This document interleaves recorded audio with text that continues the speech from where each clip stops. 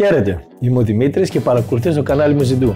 Αυτή τη φορά θα κάνουμε μια απλή κατασκευή για να έχουμε κρεμμυδάκια φρέσκα στο μπαλκόνι μας. Δείτε τώρα αμέσως πώς.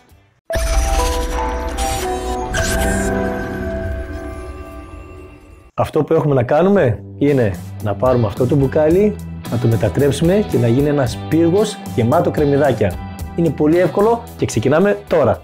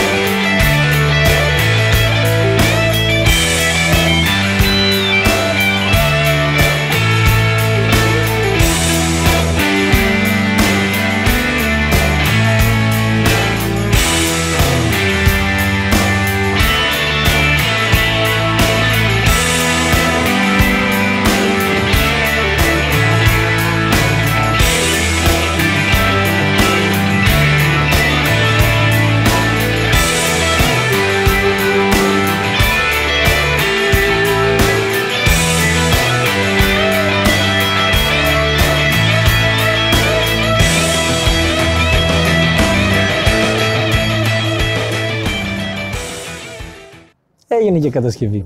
Γρήγορα. Εύκολο είναι. Κάνεις τρυπούλες, το γεμίζεις με χώμα, βάζεις τα κρεμμυδάκια. Έτοιμο. Κοιτάξτε σε λίγο καιρό τι έγινε όμως. Ορίστε. Και έχεις τα κρεμμυδάκια σου, φρέσκα, καθαρά. Ό,τι ώρα τα χρειάζεται για τη σαλάτα. Παίρνεις το σελιδάκι, το κόβεις, κατευθείαν μέσα στο πιάτο.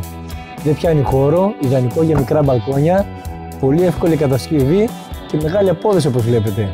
Κάντε το και σίγουρα θα σας βολέψει πάρα πολύ. Καλή επιτυχία!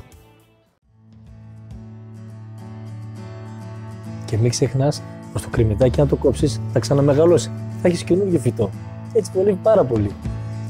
Ειδικά για αυτούς που μένουν μέσα στην πόλη είναι ό,τι πιο βολικό υπάρχει και οικονομικό σε θέμα χώρου. Καλή σας όρεξη!